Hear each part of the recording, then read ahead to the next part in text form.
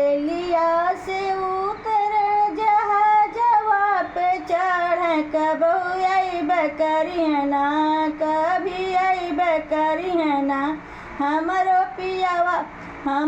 पियवा परदेसिया कबो अइब करिहना हमरो पियवा परदेसिया कबहू अइब करिहना हमरो पियवा परदेसिया कबहू अइब करिहना हमरो पियवा परदेसिया कबहू अइब करिहना अपने महलिया से बोलेला ससुर बहुअरियाई हो जाई तू ना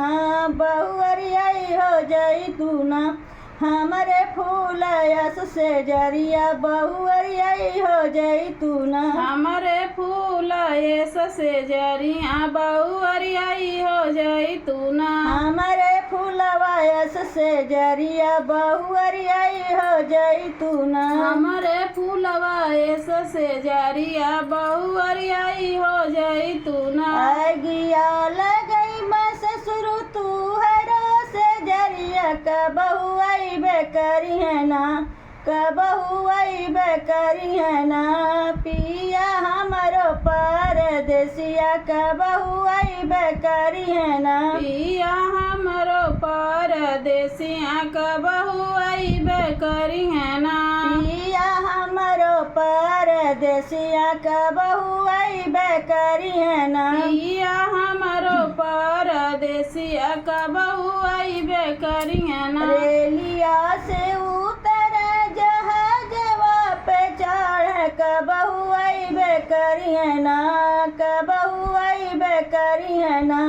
पिया हमरो परदेसिया कबहू अइब करिहना पिया हमरो परदेसिया कबहू अइब करिहना पिया हमरो परदेसिया कबहू अइब करिहना पिया हमरो परदेसिया कबहू अइब करिहना अपने महलिया से बोलल भसुरु छोटी आई हो जाई बुना छोटी आई हो जाई बुना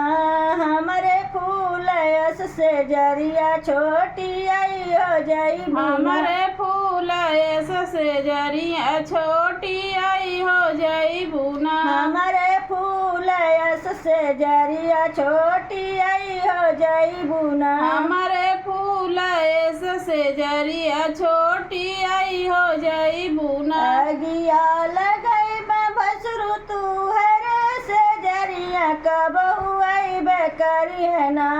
कबहू अइब करिहना पिया हमरो परदेसिया कबहू अइब करिहना पिया हमरो परदेसिया कबहू अइब करिहना पिया हमरो परदेसिया कबहू अइब करिहना पिया हमरो परदेसिया कबहू अइब करिहना रेलिया से उतर जहाजिया पे चढ़ कबहू अइब करिहना कबहू अइब करिहना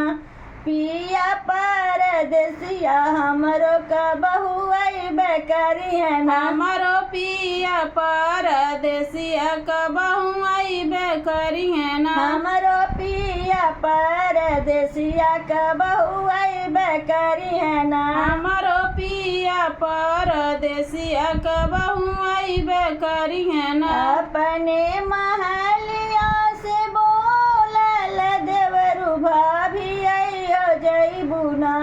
भाभी आई हो जाई बुना